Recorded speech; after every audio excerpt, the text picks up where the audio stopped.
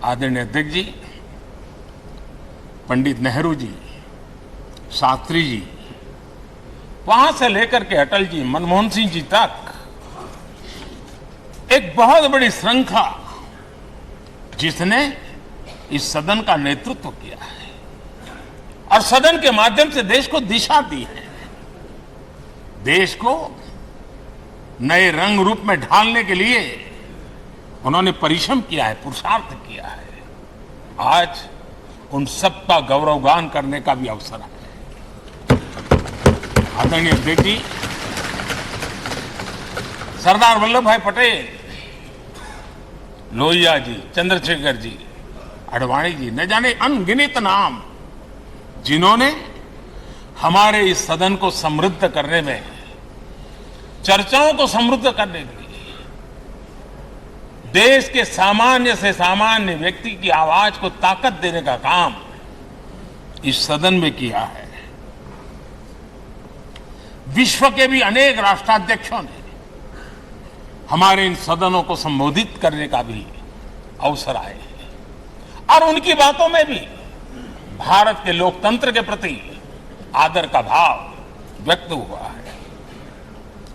आदरणीय अध्यक्ष जी, उमंग उत्साह के पल के बीच भी कभी सदन की आंख से आंसू भी बहे। ये सदन दर्द से भर गया जब देश को 3 अपने प्रधानमंत्री उनको अपने कार्यकाल में ही खोने की नौबत आई, नेहरू जी, शास्त्री जी, इंदिरा जी। तब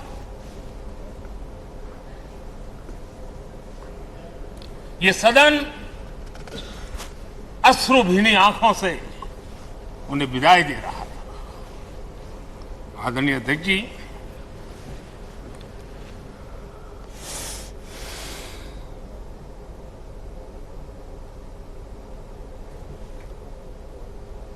सभापति ने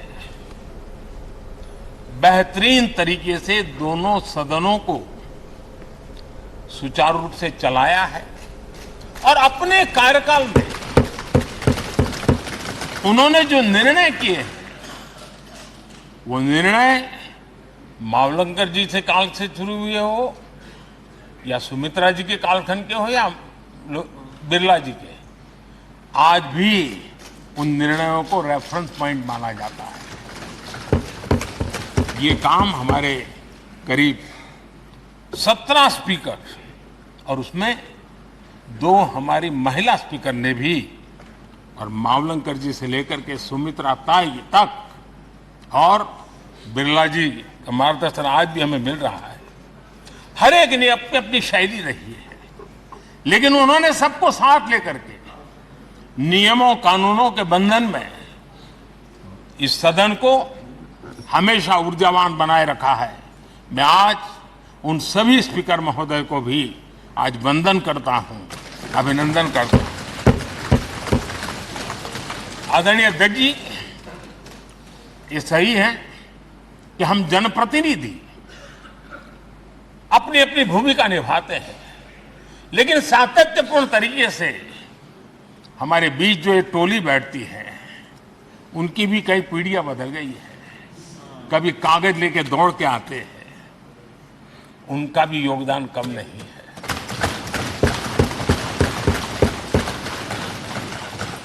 हमें कागज पत्र पहुंचाने के लिए दौड़ते हैं, सदन में कोई गलती ना हो जाए, उसके निर्णय में कोई गलत ना हो जाए, उसके लिए वो चौकन्ने रहते हैं।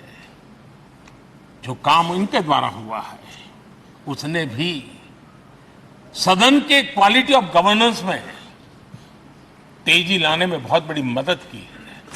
मैं उन सभी साथियों का और इनके पूर्व में जो रहे हैं उनका भी हृदय से अभिनंदन करता हूं। इतना ही नहीं, सदन मतलब ये खंड ही नहीं है, इस पूरे परिसर में अनेक लोगों ने, किसी ने हमें चाय पिलाई होगी, किसी ने पानी पिलाया होगा, किसी ने रात रात चली हुई सदन को किसी को भूखा पेट रहने नहीं दिया होगा। कई प्रकार की सेवाएं की होगी। किसी ने माली ने इसके बाहर के एनवायरनमेंट को संभाला होगा, किसी ने इसकी सफाई की होगी। न जाने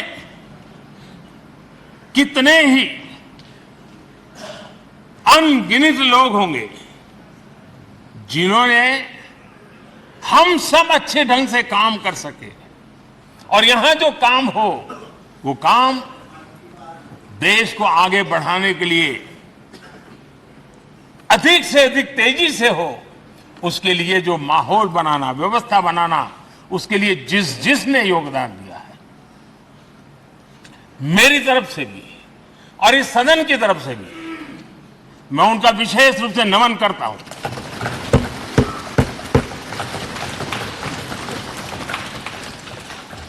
आदरणीय अध्यक्ष जी, लोकतंत्र का ये सदन आतंकी हमला हुआ, पूरे विश्व में यह आतंकी हमला एक इमारत पर नहीं था, ये मदर ऑफ डेमोक्रेसी एक प्रकार से हमारी जीवात्मा पर यह हमला था। ये देश उस घटना को कभी भूल नहीं सकता है, लेकिन आतंकियों से लड़ते लड़ते सदन को बचाने के लिए और हर सदस्य को बचाने के लिए जिन्होंने अपने सीने पर गोलियां झेली, आज मैं उनको भी नमन करता हूं। हमारे बीच नहीं है, लेकिन उन्होंने बहुत बड़ी रक्षा की है। आदरणीय अध्यक्ष जी, जब आज हम इस सदन को छोड़ रहे हैं, तब मैं उन पत्रकार मित्रों को भी याद करना चाहता हूं जिन्होंने जीवन में, कुछ लोग तो ऐसे हैं जिन्होंने पूरा जीवन अपने कार्यकाल में संसद के काम को ही उन्होंने रिपोर्ट किया है। एक प्रकार से वो जीवंत साक्षी रहे हैं। उन्होंने यहां की पल पल की जानकारी देश तक पहुंचाई, और तब तो ये सारा टेक्नोलॉजी अवेलेबल नहीं थी, तब वही लोग थे जो यहां की बात पहुंचाते थे, और उनका सामर्थ्य था वो अंदर की भी पहुंचाते थे और अंदर की भी पहुंचाते थे।